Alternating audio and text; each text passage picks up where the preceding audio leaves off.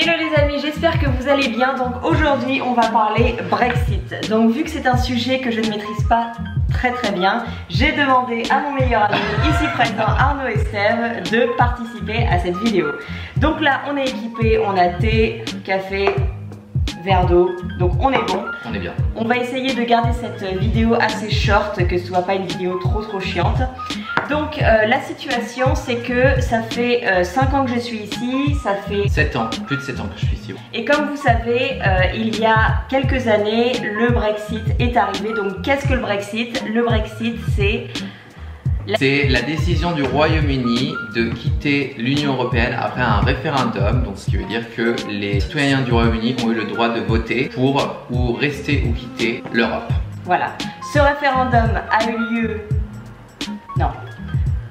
Ce référendum a eu lieu le 21 juin 2016. Non, c'était marrant. Ça me donnait que je connaissais. Putain. 51,9. Ça a été voté pour à 51,9%. Et après ça, il y a eu tous ces gens d'Angleterre qui se sont dit: oh, mais dis donc, c'est bizarre ce qui se passe. Moi, j'ai pas voté pour le Brexit. Donc, ouais, les Anglais sont tous là, mais what the fuck, qu'est-ce qui se passe et machin. Mais tu sais, on est genre là, ouais, c'est ça. Bon, après, ce qu'il faut savoir, c'est que personne n'est sûr. Est-ce que ça va vraiment arriver? Est-ce que ça va arriver? Mais je pense que c'est vraiment un énorme brouillard depuis que ça a été, depuis que c'est passé. En fait, c'est un énorme brouillard pour tout le monde, les hommes politiques, les gens, les expats. Je reçois pas mal de messages en fait sur Instagram. Donc voilà, c'est parti, on y va.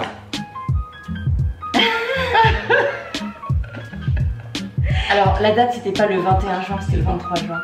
Ah c'est le 23. Et on est combien aujourd'hui, le 22? Non, on est le 23. Ah bah ça fait 3 ans. J'ai pris mes petites notes parce que je suis pas très intelligente. Pourquoi le Brexit en fait ça se passe? Pourquoi le Royaume-Uni veut sortir de l'Union Européenne? Déjà parce que le Royaume-Uni estime que l'Europe leur coûte trop cher. Ils veulent également contrôler les entrées dans leur pays. Surtout, ils ne veulent pas que les membres de l'Union Européenne puissent venir travailler librement. Donc après, ça reste un process qui est très lourd à mettre en place, c'est très long. Pour le moment, c'est pas vraiment effectif. Nous et moi, en fait, on est dans une situation un petit peu différente puisque moi, j'ai récemment fait ma demande de résidence. Et la semaine dernière, Arnaud a obtenu la double nationalité, donc il a un passeport anglais et un passeport français. Tout à fait. Il a sa cérémonie la semaine prochaine. J'ai ma cérémonie la semaine prochaine avec une belle photo de la reine derrière moi. Voilà. Vous pouvez me suivre, mon Instagram c'est Rushki, R-U. Donc dans mon cas de figure, je suis expatriée et je suis sur place depuis plus de 5 ans, donc je suis arrivée en juin 2013. Donc moi ce que j'ai fait de mon côté, c'est que j'ai fait une demande de résidence. Donc j'ai dû prouver en fait que ça faisait plus de 5 ans que j'habitais ici, donc j'ai dû fournir beaucoup de papiers, mes papiers d'identité, de relevé bancaire, fiche de paye depuis 5 ans, donc c'était quand même un dossier assez lourd. Donc ça c'est mon cas parce que moi ça fait plus de 5 ans que je suis en UK, et pour les gens qui sont là depuis moins de 5 ans, ils peuvent faire ce qu'on appelle une demande de résidence provisoire. C'est en fait une demande qui permet de rester sur place jusqu'à 5 ans pour pouvoir ensuite, après les 5 ans, refaire une demande de résidence. Si vous décidez de venir moins de 3 mois, il n'y a pas de souci, vous avez besoin de rien. Si vous voulez venir et rester plus de 3 mois et travailler, etc., à ce moment-là, il faut faire une demande au Home Office et démarrer une procédure. Tu connais. Voilà.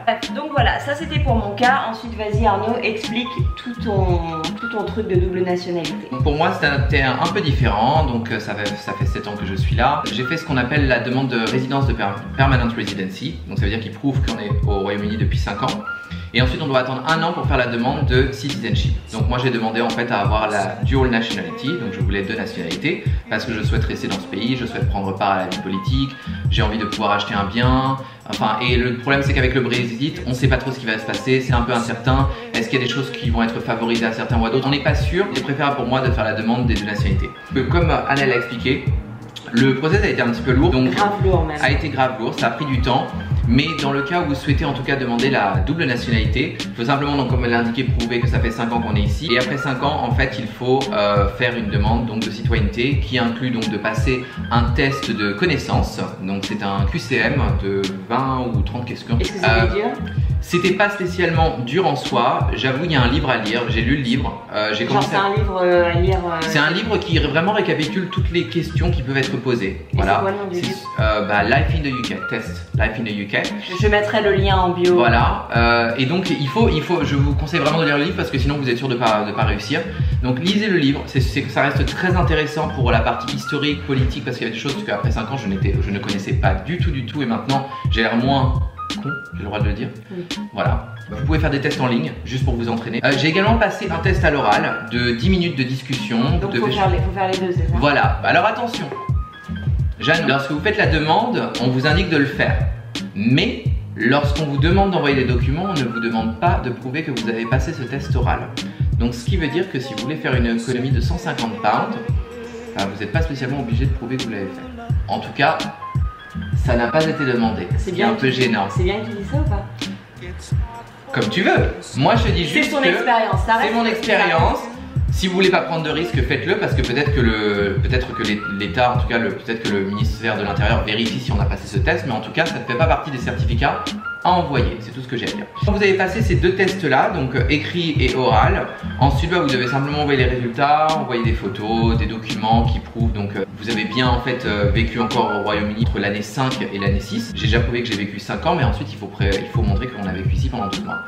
Et on vous demande également, alors là pour ceux qui arrivent au Royaume-Uni, qui ont l'intention de s'installer ou autre, de noter toutes les dates d'entrée et de sortie de territoire. Super chaud. Super chaud. Et aussi garder les fiches de paye, tellement important, garder les fiches de paye. Les P45, les P60, ce sont des documents qu'on donne une fois par an, donc qui récapitulent l'ensemble des impôts. Parce que c'est le meilleur moyen de prouver que vous avez vécu ici de manière la plus facile et la plus authentique. Parce que les documents sont officiels. Moi, quand j'ai fait ma demande de résidence, il me manquait plein de fiches de paye. J'ai 0 P60, 0 P45 parce que je suis en mode RAF comme Arnaud dit souvent. Et j'ai pas pensé à garder ces documents, genre je m'en foutais complètement. Et en fait, ça m'a un petit peu mis dans la merde parce que du coup, il y a des périodes de mois en fait que je peux pas justifier. Moi, ce que je dirais, c'est que bon, là, il y a des personnes qui regardent et qui vivent actuellement au Royaume-Uni. Pour toutes les personnes qui ne vivent pas au Royaume-Uni et qui aimeraient venir mais qui ne savent pas trop ce qui se passe, vous inquiétez pas, en tout cas vous avez jusqu'au 31 octobre de cette année si vous souhaitez venir au Royaume-Uni pour peut-être commencer une nouvelle vie, travail ou autre, d'accord? Après cette date-là, nous on n'en sait pas plus, mais pour le moment, si vous souhaitez demander ce qu'on appelle le settlement status, ça veut dire vous arrivez, vous décidez de commencer à travailler, vous pourrez en fait faire la demande pour pouvoir rester pour les 5 prochaines années. Vous devez faire la demande en ligne sur internet ou via un appareil Android. Pour le moment c'est que Android, désolé pour Apple, mais bon c'est pas moi qui l'ai fait. Et ça prend environ 45 minutes à faire en ligne et sous 2 jours vous recevez la confirmation que vous avez le droit de vivre au Royaume-Uni pour les 5 prochaines années. Donc est-ce que si les gens viennent, est-ce que c'est un gros process pour pouvoir essayer de travailler? Non, parce qu'au final vous n'avez rien vraiment à prouver du fait. Ce sera vraiment des informations vous concernant. Peut-être ce sera le nom de votre employeur, mais je pense pas que le gouvernement, je n'ai pas fait moi personnellement, mais dans mon équipe j'ai énormément de gens qui l'ont fait. Ils m'ont dit il faut simplement répondre aux questions et on ne demande pas des choses énormes du passé pour la simple et bonne raison que vous venez seulement d'arriver. Donc c'est vraiment décliner votre identité. Ils vont sûrement vous demander d'envoyer peut-être votre pièce d'identité et ensuite ils vous la renvoient sous 3 ou 4 semaines. Votre passeport, donc à vous de voir, mais en tout cas je pense qu'on vous demande en effet d'envoyer au moins un document officiel et je sais qu'on vous le renvoie sous 3 ou 4 semaines. Est-ce que du coup les employeurs, tu penses qu'ils vont être plus réticents à employer les gens, les étrangers à cause du Brexit ou... Non, je pense pas parce que rien que quand on part du principe par rapport à American Express par exemple, beaucoup de gens disent que American Express va partir, on est basé à Brighton pour le siège européen et pour le moment oui il y a des équipes qui ont été changées il y a quelques temps mais le centre opérationnel reste ici, on a besoin des langues, on a des Français, des Italiens, des Espagnols, pays nordiques, Pays-Bas qui travaillent actuellement à Brighton, on en recherche toujours, ça veut dire que il y a quand même énormément de sociétés qui ouvrent les bras à toutes ces langues parce qu'elles n'ont pas l'intention de partir du Royaume-Uni. Ouais. Donc ce qui veut dire que on reste ici, pour énormément de sociétés, les sociétés vont rester ici et les langues ne vont pas spécialement être renvoyées dans les marchés locaux.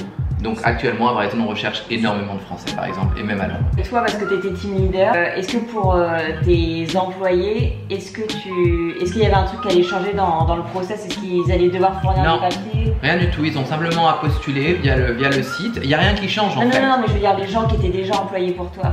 Alors les gens qui sont employés pour moi actuellement, là on a reçu un email officiel qui leur demande de s'il vous plaît faites votre demande de settlement si ça fait moins de 5 ans. Pré-settlement si ça fait 5 ans qu'ils sont au Royaume-Uni, tout simplement parce qu'à un moment donné, le gouvernement va sûrement faire le point avec les sociétés pour vérifier que les personnes travaillent bien ici et de manière légale. C'est un changement, ça va prendre du temps à se mettre en place, les dates changent constamment et moi je pense que ça prendra plus que 31 octobre pour se mettre en place. Voilà. Et comme vous le savez, le Brexit n'est même pas encore validé, On est actuellement en train de changer de Premier ministre, il y a beaucoup de choses encore qui peuvent changer. Donc il n'y a pas eu de gros changements. C'est simplement, vous pouvez toujours venir. Vous avez jusqu'au 31 octobre, ça se trouve cette date va changer. Mais pour le moment, vous pouvez venir. Faites votre demande. Tant que vous avez une pièce d'identité ou un passeport, c'est très bien. Si vous avez simplement qu'une pièce d'identité, moi je vous conseille vraiment de faire une demande de passeport. Personnellement, j'ai préféré envoyer ma pièce d'identité et garder mon passeport parce qu'avec mon passeport, je peux voyager dans le monde. Avec la pièce d'identité, on est un peu coincé en Europe. Voilà. C'est un bon point. C'est un bon point. Voilà, c'est un bon point. Voilà. Il n'y a pas la même situation d'Anaël, bien évidemment. Pourquoi? T'as tes deux passeports et ouais, c'est bon, ouais. Ah, tu m'as pas dit, ok, d'accord. Instagram, j'ai demandé si vous aviez des questions. Donc ça fait 30 minutes que j'ai publié la story. On va voir s'il y a des gens qui ont réagi. Alors, première question, est-ce que le Brexit rend plus difficile la procédure pour habiter en Angleterre? Non, pas du tout. Il n'y a pas de problème. Tu viens, tu trouveras un travail n'importe où, et puis de toute façon, ton employeur te demandera de toute façon d'aller sur un site internet pour simplement faire une demande comme quoi bah, tu résides actuellement au Royaume-Uni si tu veux rester plus de 3 mois. Pas de gros changements. Donc jusqu'au 31 octobre, il n'y a rien qui change. Il n'y a rien qui change. Vous sentez que les gens ont commencé à bouger depuis que le débat a commencé? Moi, j'ai vu dans les news quand même qu'il y avait beaucoup de gens qui avaient déménagé, même de compagnies qui s'étaient réexportées en France. Alors oui, il y a beaucoup de sociétés qui sont parties, des grosses sociétés, comme la Société Générale par exemple. Oui, il y a des sociétés qui sont parties. Est-ce qu'on a senti des départs? Oui. Pour quelle raison? L'incertitude peut faire peur. Ils ne sont pas partis pour une raison particulière. C'est pas pour une raison, il n'y a pas une histoire de racisme ou quoi que ce soit parce qu'on ne le vit pas, on ne sent rien du tout en fait. C'est simplement l'insécurité, ne pas savoir s'ils peuvent rester. Il y a des gens qui ont préféré se dire bon bah moi ça me saoule, je sais pas trop ce qui se passe, je m'en vais. Bye. Je vais étudier à Brighton en septembre, est-ce que je vais garder les frais européens? En septembre, je pense que. Sûr et certain. Après, je sais pas si ça va changer. Qu'est-ce que ça va changer pour toi concrètement le Brexit? Absolument rien, puisque j'ai fait ma demande de résidence, donc absolument rien. Exactement. En fait, je pense que le but c'est simplement de suivre, d'aller, enfin, go with the flow, d'aller avec comment ça se passe, suivre les instructions, parce que comme on dit pour les gens qui sont déjà ici, bah, on est déjà intégrés, on a juste à suivre les indications qu'on nous demande de faire. Et comme je vous ai dit, pour ceux qui arrivent, de toute façon, vous recevrez de l'aide de votre employeur qui va vous demander de faire le nécessaire si vous avez l'intention de rester. Et si c'est pas votre employeur, vous recevrez des informations. Mais ce que je veux dire, c'est que vous serez pas dans le déni, vous serez pas perdu en fait. D'accord? À partir du moment où vous travaillez, on vous expliquera comment faire. C'est pas parce que le Brexit est passé, que les Anglais sont racistes ou qu'on se sent persécuté en tant qu'Européens, qu'on est mal regardé. Pas du tout. Les Anglais sont vraiment hyper ouverts. Hyper sympa. Ici, rien qu'à Brighton, il y a un melting pot de gens. Je suis sûre qu'il y a plus d'étrangers que d'anglais à Brighton. Moi, ce que je dirais par rapport à ça, on veut pas non plus trop donner trop de détails ou quoi que ce soit. Comme on vous a dit, 51%, 49%, c'était pas beaucoup, une très grosse marge. Beaucoup de personnes ne sont pas allées voter parce qu'ils ne pensaient que ça n'allait pas arriver. Pour moi, c'était vraiment stupide. Genre, comment ça pourrait passer? Ça veut dire je pense que même les Anglais. Ça veut dire que si on regarde au-delà, je crois qu'il y a 35 ou 36 millions de personnes qui ont été votées, mais au final, où est-ce que sont les 50 autres millions de personnes qui vivent ici et qui peuvent voter? Donc, on veut simplement vous rassurer. Ouais, vraiment. Si vous avez des questions, n'hésitez pas pour le coup. Soit pour lui, je mettrai son Instagram dans la barre de description. Et vous pouvez me suivre. On arrête cette vidéo là, merci d'avoir regardé, j'espère que ça vous a plu, que ça vous a un petit peu avancé, que ça vous a un petit peu informé sur le Brexit. Merci à Arnaud d'avoir participé, vu que c'était un petit peu lui le cerveau de la vidéo, vu que moi j'en ai pas trop un cerveau. Bref, on vous dit à la semaine prochaine pour une nouvelle vidéo et on vous fait des bisous. Bye. Ah merde, je filme.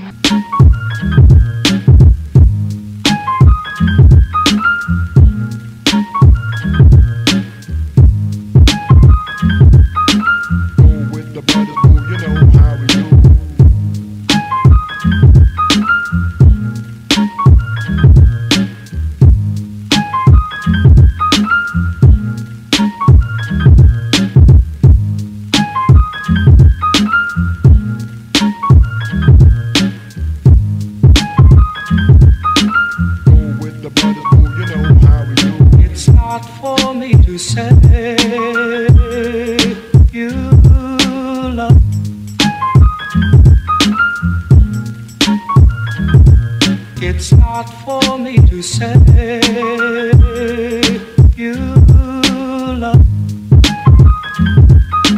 Go with the brothers, boo, you know how we do. It's